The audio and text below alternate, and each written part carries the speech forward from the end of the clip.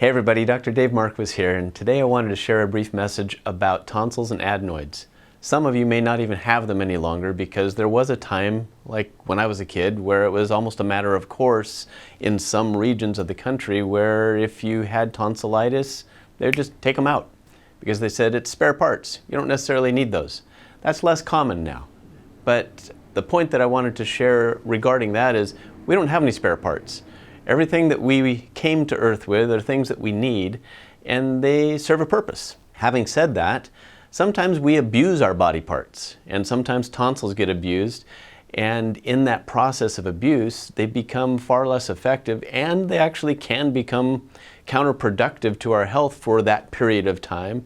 And that's usually when you're sold on, yeah, let's get rid of these because life is going to be better without them. But that's not actually the case. Excepting in rare instances. I have had some patients where they've allowed that train to derail so far off the track that it is in their best interest to remove them.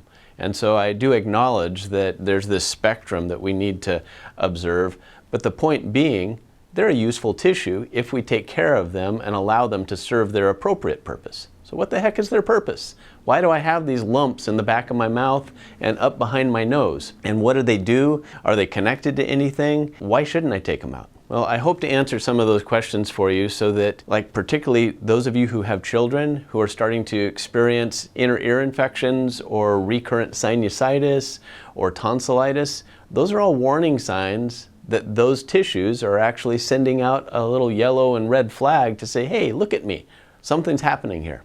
So what are tonsils? They're part of your lymphoid system, and your lymphoid system actually runs the entirety of this tube. We have roughly a 28-foot track from nose to your bottom. And when you run through that track, there's a whole bunch of different gates and pH changes. Behind the nose, we have one of our first gates, and that's where your adenoids sit, and they're actually just an extension of the tonsil tissue. Your tonsils are going to be back behind the mouth right here in the nasopharynx region, and you'll often see those if you simply open your mouth and look past that dangly thing called the uvula. You might see some meatballs back there if yours are swollen. You really shouldn't see them in an ideal situation because they should be recessed, but if they start to swell, some people even get these things called tonsil stones, and many times doctors will tell them, oh, you got food stuck back there, but it's actually not food. Tonsil stones are actually some of the bacteria growing in the tonsils that are excreting this stuff called a biofilm, and the biofilm is like a calcific deposit, and it actually makes a little igloo in which the bacteria can live. It usually happens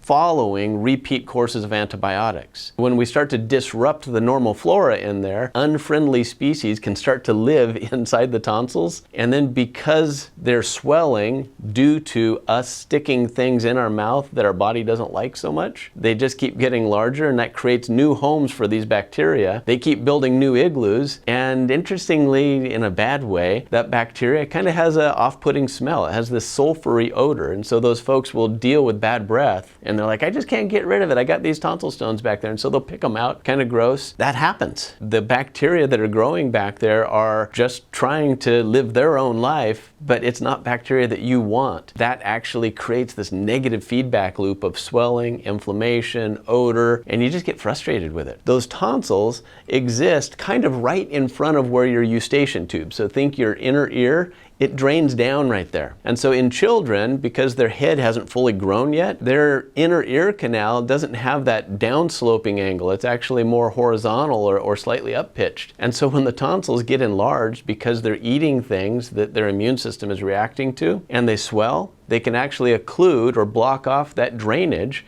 and so they start to develop inner ear infections. And so then the solution is, oh hey, let's just punch a hole in the tympanic membrane, your eardrum, so that it drains, and they will no longer have that buildup of fluid. Well, yeah, that is a solution. It's not the best solution, and it's often sold to the parent under the guide of, well, they're going to have delayed speech if they can't hear. Well, that's true, but why don't you solve the actual underlying problem, which is you have a food intolerance and your immune system is responding to it. I started out to kind of describe this track of lymphoid tissue that starts at the nose and ends at your bottom. You got your adenoids, your tonsils, and then right where the large and small intestine come together, you have another little outpouching called your appendix. Isn't it interesting that all three of those things are considered extra parts? They're not. They're actually sentries. They're there to protect the stuff that's going through those holes. If they're swelling, that's the body sending out the warning sign that something that's going through there, it's not working well with. And we don't work well with a variety of things depending on your unique genetics. Sometimes you might not break down one certain food group, and so it lingers longer in the immune system, and your immune cells try and take out the trash, so to speak. And in that response of them addressing the stuff that's not breaking down well, these lymphoid tissues start to swell. And if you just keep eating that day after day, the swelling never goes away.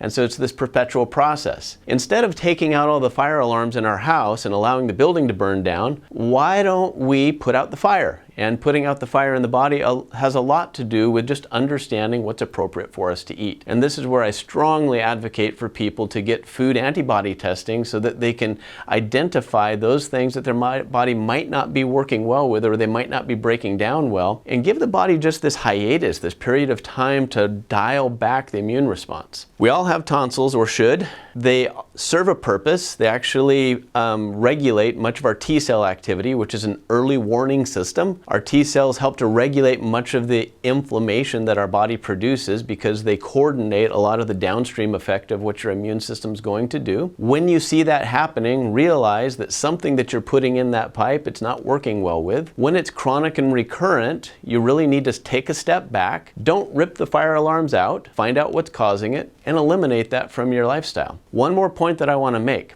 We all have these microbiomes. Microbiomes is the confluence of flora, or good beneficial bacteria, or it's supposed to be good and beneficial. We have a microbiome on our skin. We have a microbiome in our nose and mouth, the nasopharynx.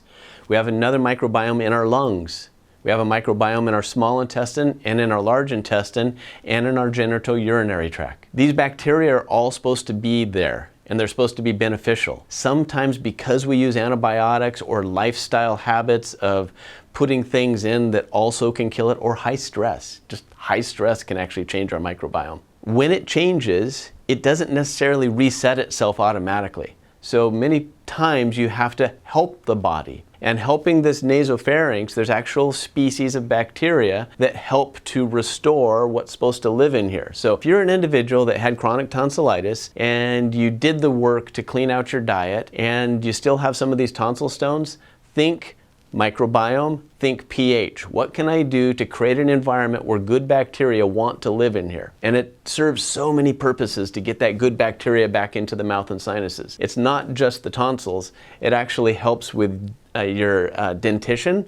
So the good bacteria actually protects your enamel. It reduces the frequency of sinus infections. Help your tonsils do their job. Don't irritate them with stuff that inflames you, and make sure that you put in the appropriate species of bacteria. And down in the comment section, I'm going to put down the things that you would want to include with some names of some probiotics that you could utilize to help to restore the flora in your nose and mouth. Because there's a lot of things that people can do with certain toothpastes, biofilm busters, and bacteria, as well as acid and bile, that can help to restore the flora in your whole body. And as you do that, and don't, I call it poking the bear, eat things that inflame you, you're going to find that your overall health really improves. One last comment about the tonsils being removed. When people do that, it really increases for a chunk of time your propensity towards upper respiratory infections. They are the gate for this airway. Things coming through your nose and your mouth, they're supposed to be inspected by these guards called your tonsils and adenoids. And when we take those out, it's kind of like living without a fire alarm. Yeah, you could do it, but do you want to? I hope that's helpful information.